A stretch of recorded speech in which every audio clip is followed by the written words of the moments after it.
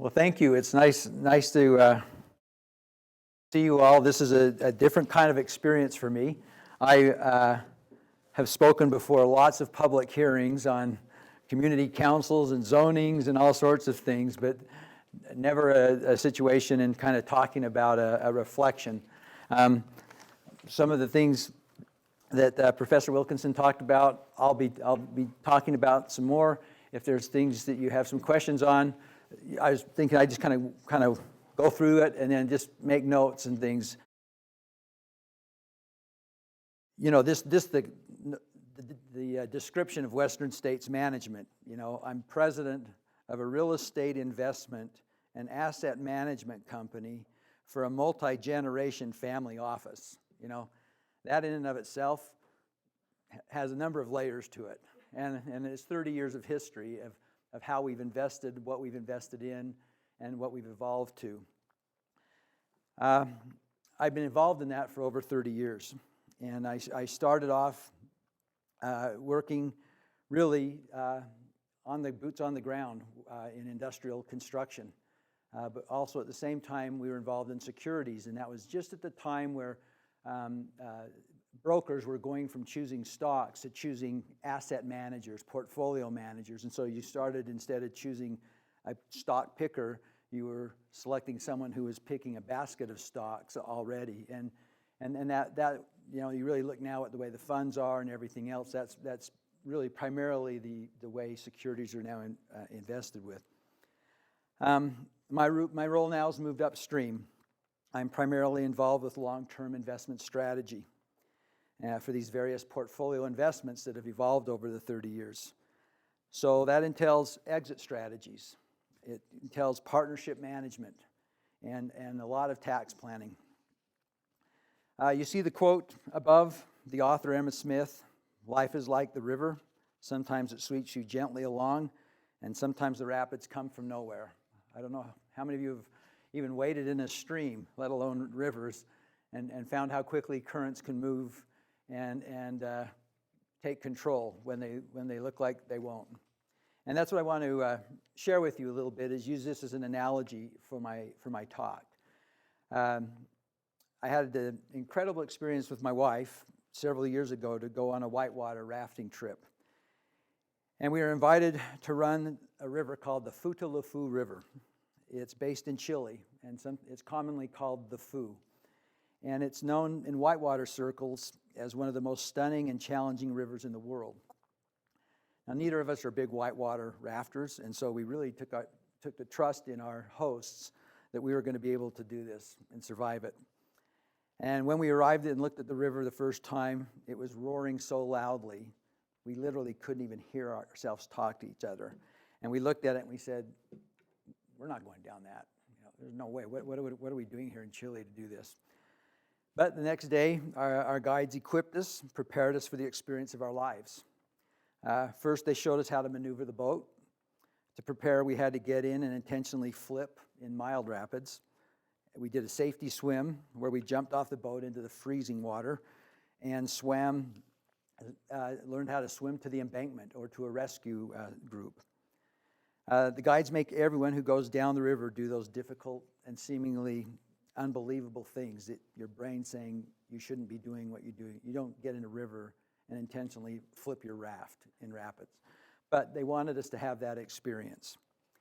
So following the initiation, we rafted down different sections of the Fu.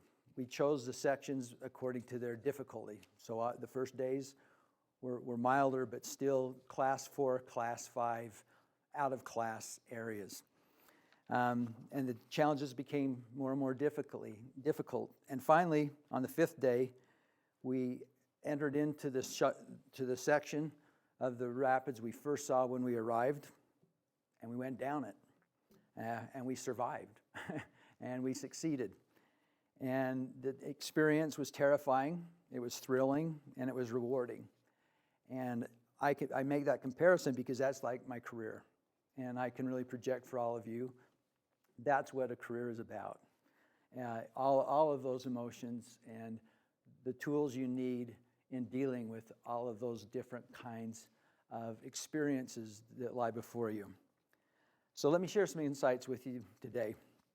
First, prepare. You know, the weather was cool, the water was freezing. Sometimes we had snow. The right clothing was essential: dry suits, life jackets, neoprene, shoes and socks and hats. As important as our supplies, however, were the skills we learned to prepare for our adventure: the paddling techniques, positioning in the raft, and understanding how to save yourself if you were thrown out of the raft. It was an ultimate experiential learning opportunity, and it prepared us for the energy needed to navigate the waters that were before us. So with the world changing so rapidly, the most important lesson that can be taught in schools is learning how to learn. It's moving so fast. If I think of the way I used to check off boxes to get to my degree and saying, oh, I took Finance 500, I now know finance. You know, it doesn't work. And my hat's off to Salt Lake Community College and recognize the importance of teaching the concept and the talent of learning how to learn, because it just keeps moving. I recommend that you learn what is needed to move forward in whatever you're doing. Perhaps you're working in a job or an industry that you have no intention of staying with. No matter what the situation, I can assure you that there are things to be learned through your actions and observations. So study as you're doing. Take advantage of the opportunities before you. You're doing this with college and pursuing the education, but you can also do it in social settings. You can do it in volunteering for clubs, for committees.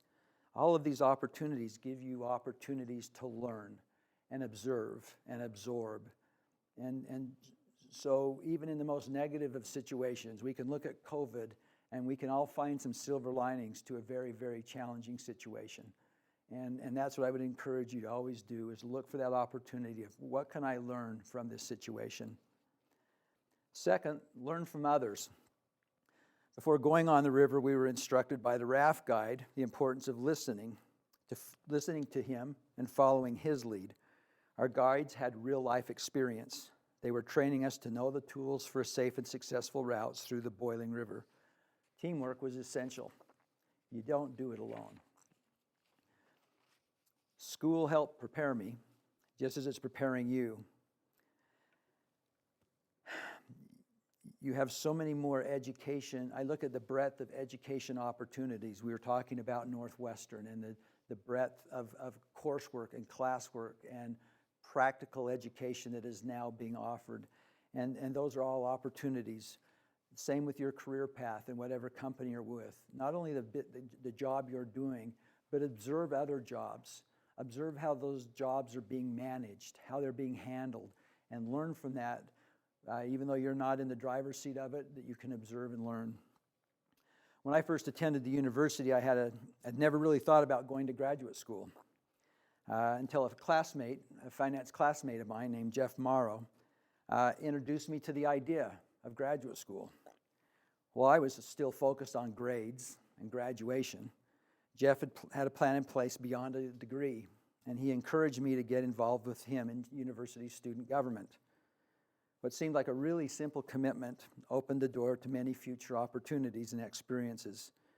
Engaging with other students further down the education path opened my eyes to so many opportunities that I had never thought about. Upon graduation, Jeff and I were both accepted to the MBA program at Northwestern, which further expanded the world of career paths available to us. These opportunities came about as a result of listening to and following mentors and classmates whose vision was far greater than my own. I didn't know that at the time. It's in hindsight. You can look. And you can see this now with professors or people you work with, where it'll be in hindsight where you're saying, wow, they had a bigger impact on me than I thought. Third, jump in. In any given section of a river, there are several currents that propel you forward. Along with the best options are some courses that are dangerous, while others may actually push you back into calm water, where it's difficult to get back into the flow. Experience allows guides to identify the routes with the greatest adventure and reasonable probability of a successful completion of the turbulent section ahead. Sometimes you end up with a clean line, and other times you're fighting as a team, pulling hard to stay on course and avoid the perils of that river section. I hope you can see that analogy as I relate it to business. You know, you have your game plan, you have your strategy. I was just in board meetings at a property, and we're looking, you know, we're wiping our brow, surviving 20, and then saying, and so what's 2021? You know, and all you can do is choose your section, choose your course, and be ready to make the adjustments you need to work your way through. So in every situation, in order to move forward and to even have the opportunity to navigate, you need to be in the current. You need to be in the flow. Your confidence to do so and stay on course comes from the advanced preparation and working together as a team through the challenges. A key part of learning is experiential. Just having the experiences. You can only learn so much out of a book or out of a lecture. You need to have the experience. Until you do it, you don't know it. For me, it's helpful to visualize jumping into the river. It's better to get going. Once you're moving and apply any knowledge attained, you'll be in a much better position to feel the flow and understand the forces that influence your life and where you want to go. As a teenager, my best friend and I had the dream job for several summers of working at a new development called Bullfrog Marina on a new lake, Lake Powell. I earned the exorbitant wage of $1.75 an hour. It was during the early 70s. Lake Powell was filling for the first time. And this is an early photo of Bullfrog, where there was still a dirt road from Hanksville, 70-mile dirt road to get from Hanksville to that marina. You know, our glamorous job included pumping gas, launching and recovering boats, clearing massive amounts of driftwood from the newly rising lake, and trying our best to stay out of trouble. One task that required substantial pre-planning and advanced site work was the frequent relocation of the marina, parking lots, and utilities due to the lake constantly rising. Back then, water tables were far more predictable. Snowpack was far more predictable. And they knew where the lake was going to be rising every week. Well, in turn, all of that infrastructure had to be moved. And we were part of the moving team. So it seemed like a fun summer job, provided valuable insights into marina resort operation and strategic planning. Fast forward 30 years in my career, and I'm involved in purchasing, upgrading, and operating an RV campground and marina on Hebgen Lake, outside of West Yellowstone, Montana. In managing this investment, I've referred countless times to my high school work experiences at Lake Powell, and I'm astonished by the usefulness of the perspectives I gained. In hindsight, I can see that figuratively, I jumped into the current of this youthful experience, and it pushed me downstream. And it created an added confidence and knowledge, preparing me for the unknown opportunities and challenges around the corner. And wherever you are and whatever you're doing, I know you'll be able to look back on experiences that you've had in the past, and you're going to be able to draw from those experiences, and they're going to help you in decision making and strategic planning in the future. So fourth, practice makes progress. When we started on the FOO, our leaders had us in these little individual duckies, one-person inflatable kayaks, because they needed to be able to gauge our strengths and our weaknesses in varying water conditions, just like on a team. We practice our strokes, timing, reading the water, and preparing to get pulled off course or even flipped over. We began our first full rafting day expedition with a less technical section, and we progressed each day into more and more challenging whitewater. And as we experienced the paralyzing cold and force of the river, we gained a whole new appreciation of its power and what we needed to prepare for in advance so we could react to the unforeseen obstacles that occurred while following our intended plan. Many times these obstacles proved to be too powerful to overcome, and we were thrown around, tossed out of the boat. Occasionally we overturned. And each day we learned from the mistakes and improved as a team in anticipating and reacting to what the FOO threw at us. Every day we had major successes and some very cold and sometimes terrifying failures. But it was a compressed collection of experiences that allowed us in a short amount of time to see how to overcome the challenges, how to prepare for the next one coming.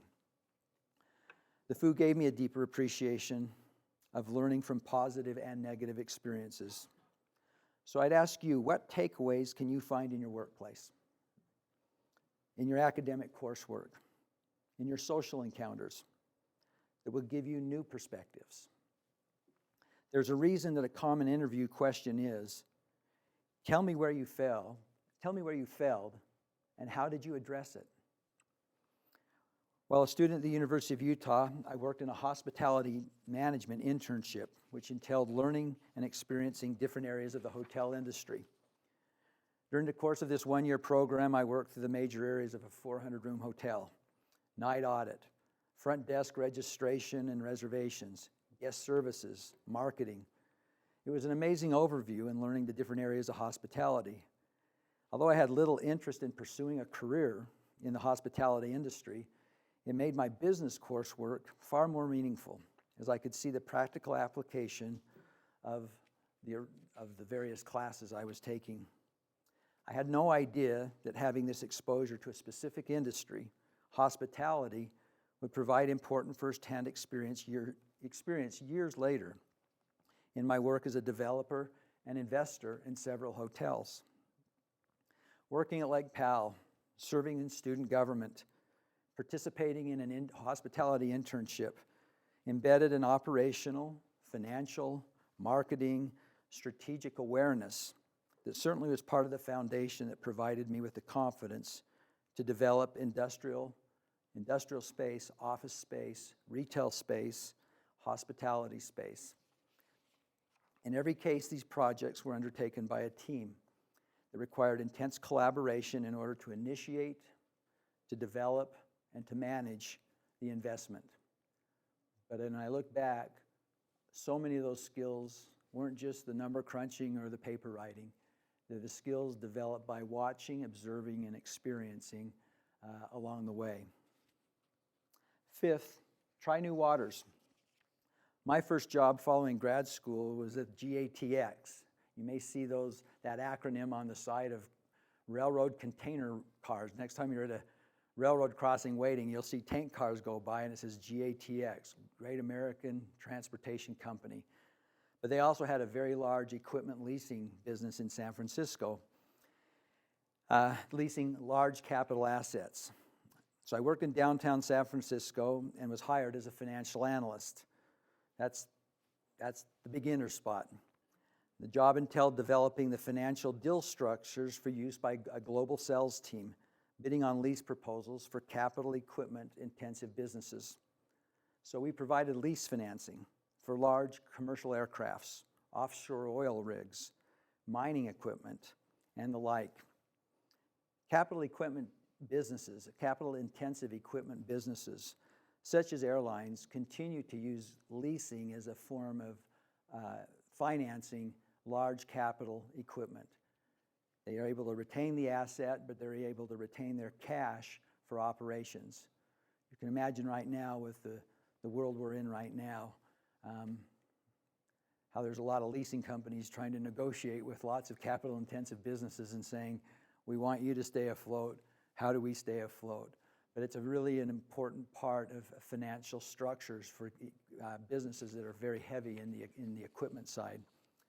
So several years after leaving GATX, I was involved in the early 90s, developing a mixed-use retail office center in Sugar House. And as was mentioned, a potential retail tenant was a startup company called Golden Swirl, and it was pioneering a new food concept called frozen yogurt. And it had a big, long bar of treats, toppings that you would put on top. And I can talk to you after the talk a little bit about fast forwarding on frozen yogurt from the early 90s. But that founder was looking for financing, since the initial store and all the future stores would require expensive specialty refrigeration equipment. So leasing the capital equipment was an attractive solution. So along with leasing the space to Golden Swirl at the commercial level, I developed a lease line of credit for all the capital equipment. And this form of financing was used as part of its store expansion. We ultimately expanded it to over 70 company-owned stores throughout the Mountain West. And eventually we agreed to convert that lease line of credit, so I was in essence a lender to Golden Swirl, and we converted that into an equity position in the business. And then a few short years after that, a publicly traded company from Canada purchased the entire operation. And they had a strategy for yogurt that didn't work. And so we were grateful. We found a window. And that window, we didn't know at the time, but it was a fortuitous time to check out of yogurt in the model that we were using. Lots and lots of young labor behind a counter, serving of something was averaging $3 or $4 a cup. You know, it was a model that, and you know, that was changing. As commendable as trying new water, let me make sure I caught what I was going to say. So as commendable as trying new water is, sometimes you need to know when not to get in the boat. On the Foo, there were times when the river was raging with such high water that our leaders made a decision to send a raft down without anyone in it. The technique was called ghosting. The raft was floated through the treacherous section of the river without anyone in it, using ropes tied to the raft. There are times, and there will be times, where your instincts and your analysis will tell you that something can't or shouldn't be done.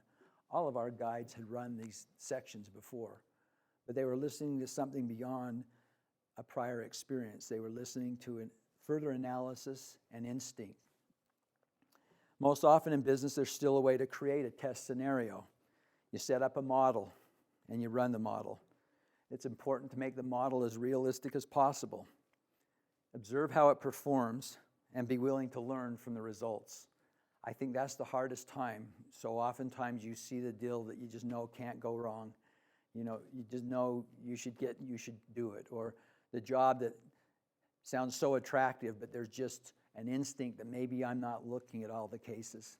And so this ghosting was the way our guides helped us make decisions, is that modeling, and then being true to the model and listening to it, and listening to your inner instinct.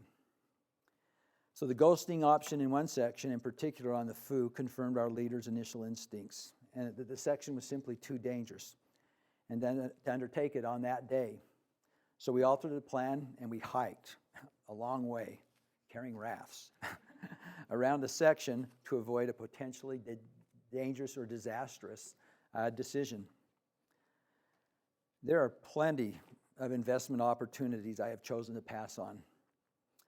But that hasn't stopped me from watching and learning what the eventual outcomes and lessons were from those deals or from those job opportunities. Many of those deals ended up to be highly successful, and others ended up being fraught with problems and some complete failures. But I've always tried to look back on these opportunities past and learn from the success and the failures. And I would encourage you to do the same thing as you're looking at a job experience you pass on, or any other kind of opportunity that you pass for whatever reason. A stock you decide not to buy, you know. Watch it, learn from it. What can I gain from this that will help me in the future? Just like the business landscape, rivers change every day. Continuous weather differences in a dam at the headwaters of the Foo in the high elevations of the Andes impacted the water volume every day. What may be an exposed boulder in a river one day can change under high flow into a major and extremely dangerous rapid the next time the same river section is run. When I accepted the financial analysis job in San Francisco, capital equipment leasing had been structured the same way for decades. The veterans, we crunched the numbers, but the veterans in the industry knew all the rules of thumb and what it took to make a deal work. That's what made them successful, And then with the stroke of a pen in Washington, D.C., everything changed. As I started GATX, the tax laws changed dramatically, making us, the rookie financial analysts, the experts.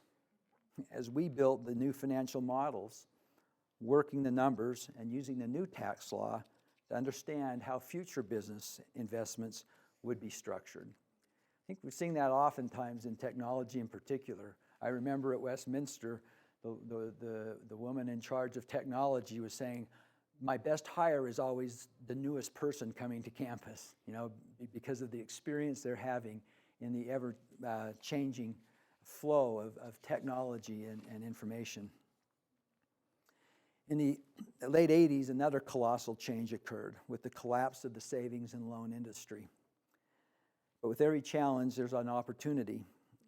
We were fortunate that our company was in a position to step in and as an investor of a distressed development of property based in Springdale, Utah, the gateway community to Zion National Park.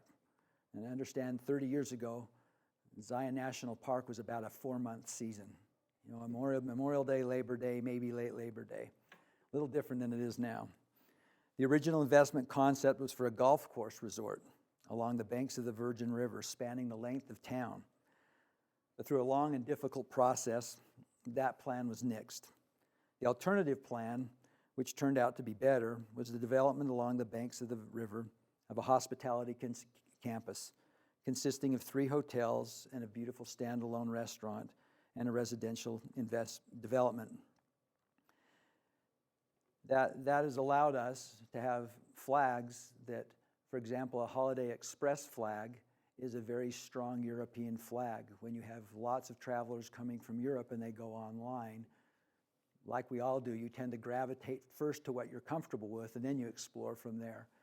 And we were able to get a flag of Hilton, a flag of Marriott, and a flag of Intercontinental Hotel Group out of London to be there to recognize that breadth of market that was visiting and expanding the visitation at Zion.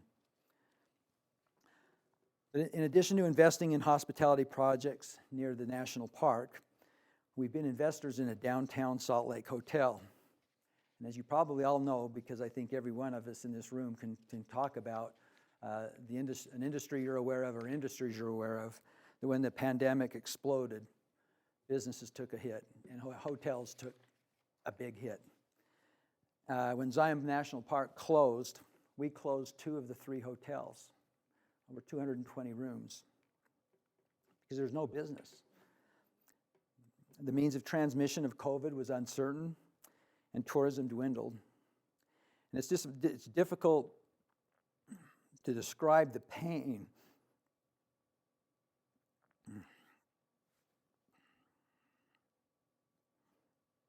when you have to look at a staff and say, we don't know what's going to happen. We want you back, but right now we have to lay you off. Our downtown hotel was hit even more severely, with not only the loss of tourism, but also no business travelers, no conventions, no events, no restaurants, no energy of any sort. So now you have 10,000 plus rooms and business-related rooms in Salt Lake County all being impacted. Now, I made a big mistake. I assumed, as we talked about COVID early on and we're meeting with partners and we're trying to figure out, you try to come up with your worst-case scenarios, and this worst-case scenario is far beyond anybody's idea of a worst-case scenario. And I assumed that all hotels would react the same. No matter their target market position, they'd all suffered through the pandemic in a similar economic way without regard to geographic location. And I was wrong. Our Zion hotels are an outdoor recreation-based location, which made all the difference. An understanding of the transmission of COVID gave many people confidence in taking the risk of travel, so long as it was primarily an outdoor experience. Taking the hotel risk for that experience was worth it. The internet provided a link for school classes, while the outdoors provided an opportunity to safely explore. minimizing the risk to guests, similar to our guides on the river, giving them confidence to travel while clearly laying out the requisite safe practices of staff and guests was critical. As a result, we unexpectedly achieved record high profits due to continuously high occupancy and a season that has stretched through the winter months. National parks across the country have experienced all-time high visitation. While our Zion Hotel has thrived, our downtown hotel has been devastated. As owners, we took all the same measures for safety. Fortunately, we have a conservative debt structure. We create a sinking fund, a cash reserve. We have a lender who is willing to work with modifying a payment plan. We've relied on the state and federal emergency funding programs for employees. And while these are all good backstops, none of these programs keep the project from running a negative cash flow. We're losing money, and we don't have answers or control of many of the variables. When will downtown reactivate? What will business travel be like now that so much business is being transacted on Zoom?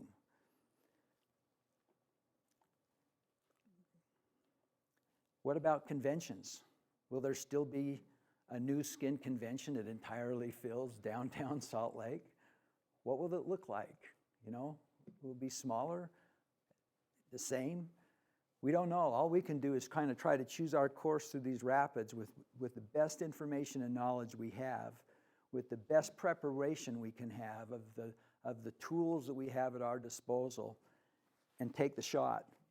And then be nimble enough when we're in that torrent of 2021 to be able to react to whatever is going to be thrown our direction. Because really, you hear the word all the time, but it's just so true. What is the new normal? What is it? It will be different. We're clear over here right now. It's not going to swing all the way back to the way it was. It's going to be somewhere in the middle, and every industry and business is trying to figure, where's the needle going to move post-pandemic? So have you all heard of the K recovery? They talk about the K recovery. And it's really the concept that the pandemic has been opportunistic for some and disastrous for others.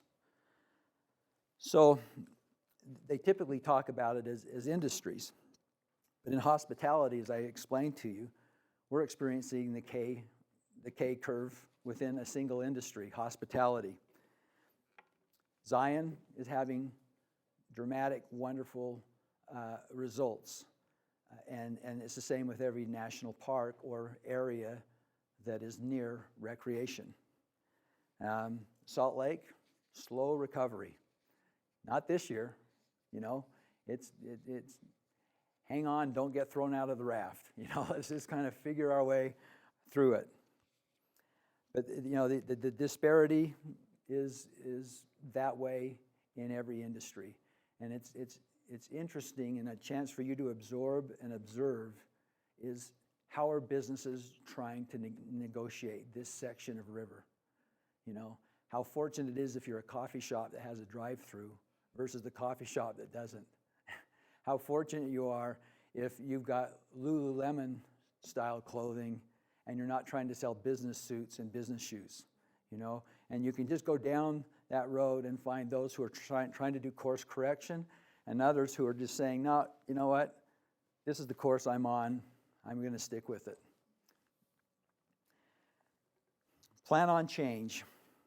You can be technologically and educationally equipped. More challenging is to prepare financially to endure the rough sections and spot the opportunities. I continue to relearn the need to make course corrections in the rough rapids of today's business environment, which is literally changing daily. It matters who's in the boat with you. While weathering all of this change, you got to know who's in the boat with you. Who's your team? Going down the Foo, we knew we had the right person as our oarsman. We relied on his expertise and knowledge of the river. He knew the holes in the river to avoid and where to strategically place people as we maneuvered through the rapid sections. When another catastrophe hit in 2001 with 9/11, a business partner and I were in the middle of developing Winterton Farms. It was a 100-acre, 20-lot ranchette subdivision in Charleston, which is on the Wasatch Back. While completing the infrastructure, we were encouraged because we had advanced purchase reservations for every single lot.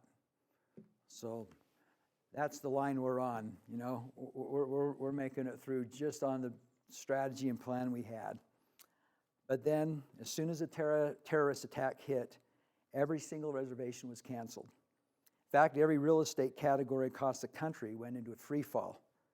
No lenders, no buyers. It was a horrible situation. But I had a fantastic partner, and we worked out a new strategy to deal with this major crisis. And ultimately, we completed the project with a modicum of success. We made it through the rapids. We got tossed around a lot, but we were able to figure it out. But we were able to do it because we were in the boat together, we were a team, and coming up with a common strategy.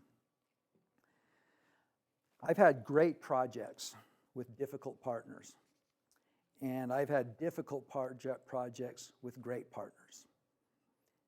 And I suggest you pick your partners. Pick your team carefully.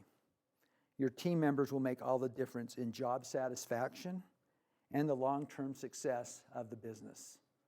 There's been times when we have had a deal that you would call a home run. But if the relationship is toxic, you end the deal. It isn't worth it. I've been in work environments where it's a highly successful company, but the area in which I'm working is not good. I try to learn from that and saying, boy, I hope I'm never a manager like that. I hope I don't treat my team like that. I'm going to learn from this. But just remember that as you're doing interviews or walking through, what is that sense? What is that culture? Who are the other players in the boat with you? And you can learn that in the classroom or at work. You know the professors that have an impact. How did they make an impact versus others? At least maybe that's not an issue anymore. But I can name a few professors back at the U in the business school. Was wondering, why am I having to take this class other than checking a box? So as you navigate your career adventure, I hope you can take some of my lessons learned with you. Prepare. Learn from others. Jump in. Remember, practice makes progress. Try new waters. Know when not to get in the boat.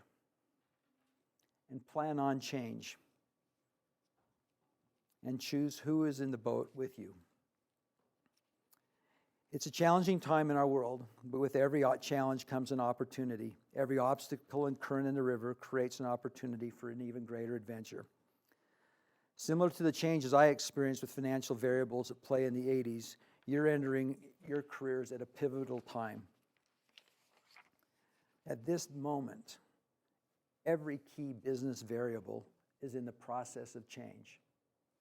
Technology, the economy, the political environment, and the new normal following the conclusion of the pandemic will all substantially impact how business will be done.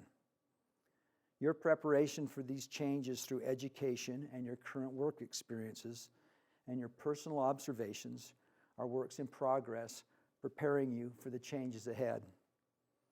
So continue to expand your skill set and your mindset for your future opportunities and challenges. What you learn, what you observe, what you absorb, what you experience, they will all be invaluable to you in the future in ways you can't foresee. You don't know when or how, but your past and your present education and work experience will equip you with the confidence and foundation on which your career is built. I remember thinking back, and I can still think back, really, a job as a gas jockey in high school is going to have some kind of a impact, or being in a volunteer organization. But those are all the opportunities that I can now look back after that many years and saying it's just this collaboration and collection that have allowed me to be where I am now. Steve Jobs said the following: "You can't connect the dots looking forward. You can only connect them looking backwards." So you have to trust that the dots will somehow connect in your future. You have to trust in something: your gut, destiny, life, karma, whatever. This approach has never let me down, and it has made all the difference in my life. My life experiences, both good and bad, are undoubtedly the most valuable resource I possess as I make plans for the near term and the long-term future of my career. I assure you that the tributaries that you're all on now will flow together into a greater river that will prepare you in making decisions, creating strategies, and making opportunities for the exciting and challenging careers that you have before you. Thanks very much for your time.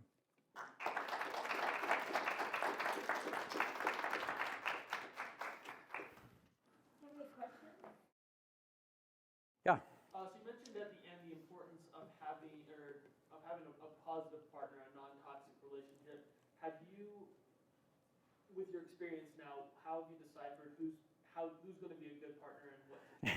Or is it just a shot in the dark? Yeah, it is a shot in the dark, and it's probably better now. In a partner now in real estate, it's assessing what is their philosophy on a portfolio.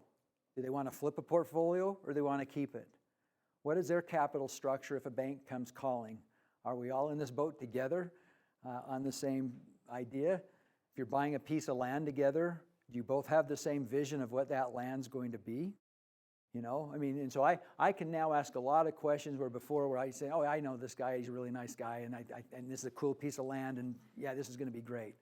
And so yeah, it is experience, but your internal questions become deeper and deeper as you learn, and then you also look at their career paths and what they've been involved in and why some things haven't been successful with them, why some things have been successful.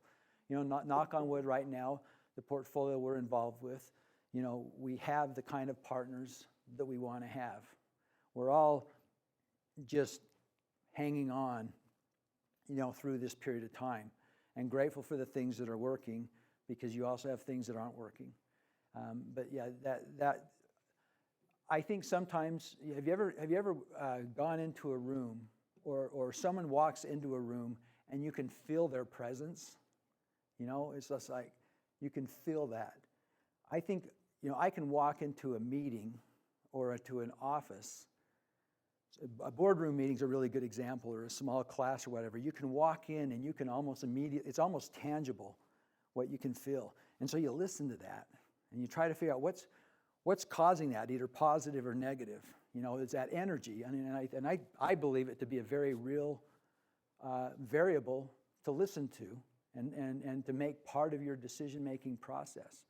Because sometimes it's so easy to look at a cool salary or look at a cool job description, but you kind of walk in and go, God, the guy I'm working with, though, is really just not that cool of a person. But I know it'll be okay. It's going to work out okay.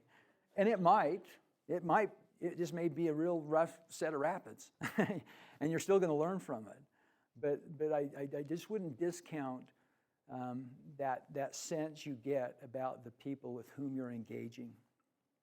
Thank you. You bet.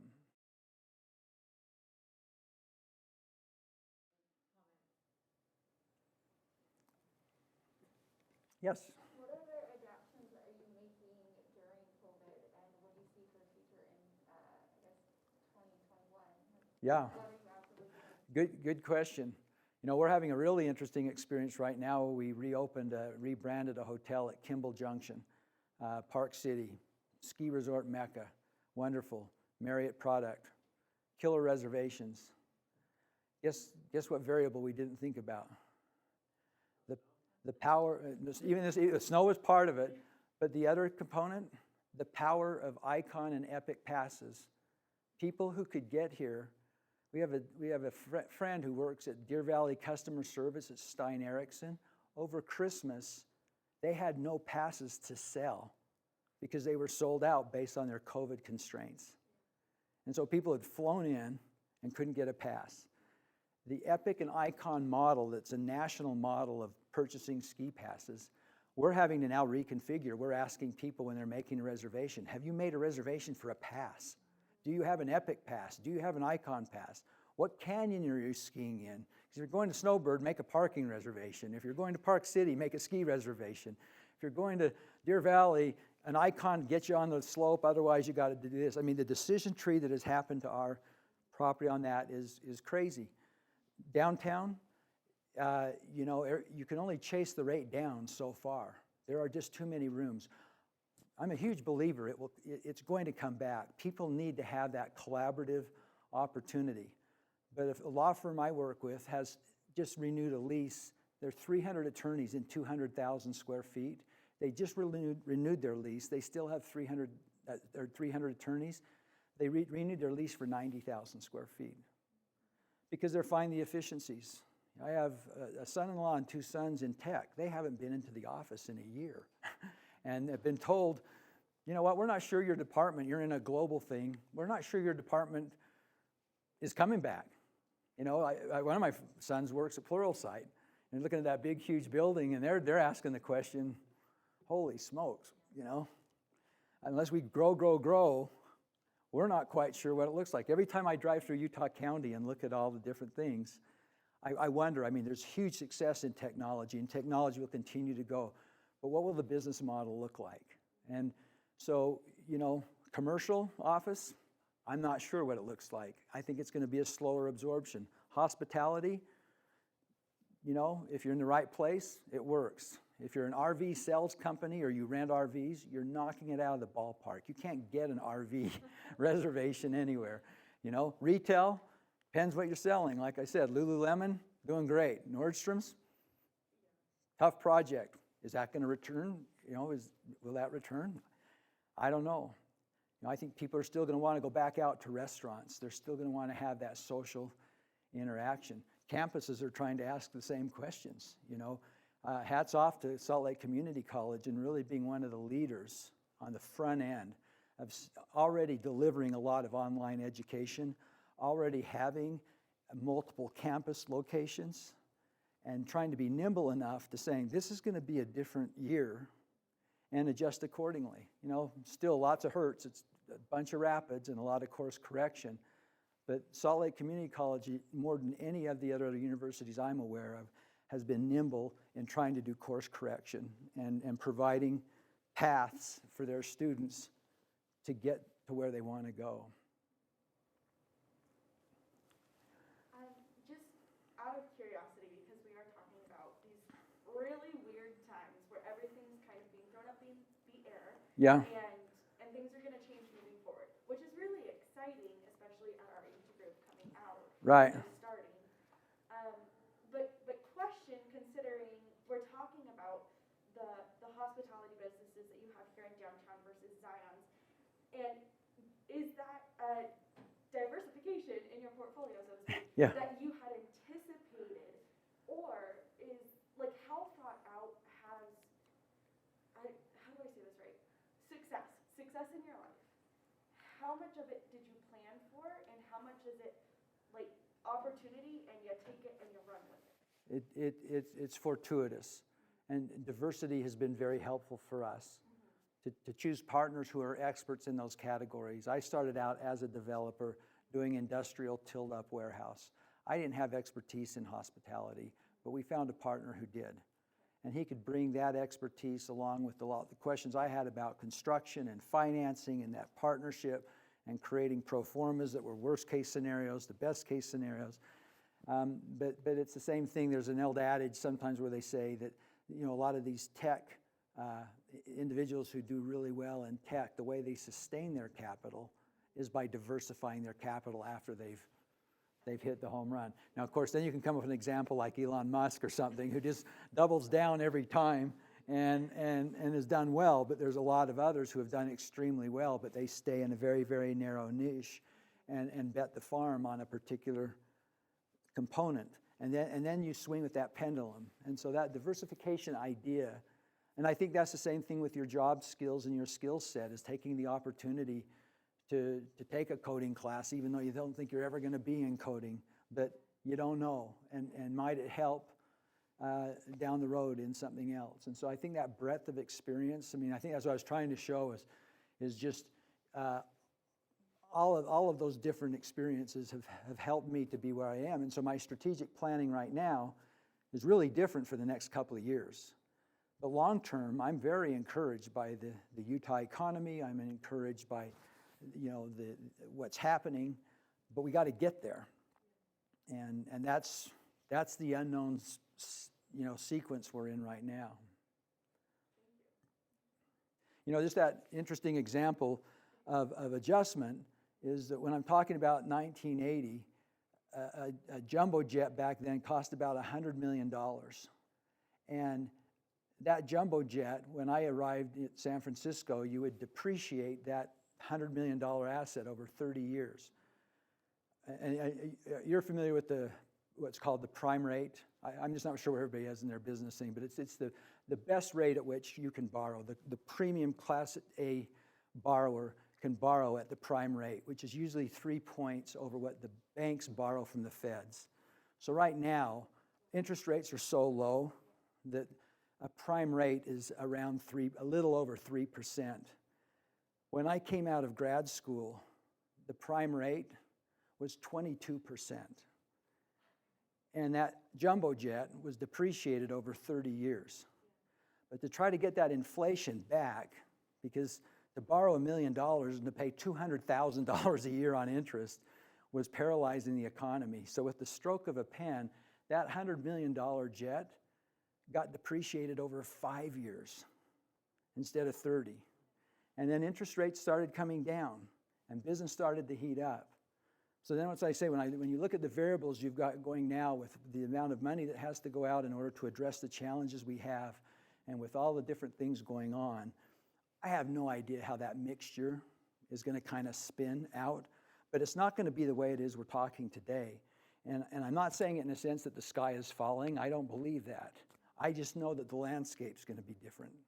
And it's just being aware and kind of watching as these different things happen. Okay, how is that going to impact me or the career path I'm looking at? Well, thanks for your time. It's a new experience for me, and I appreciate it.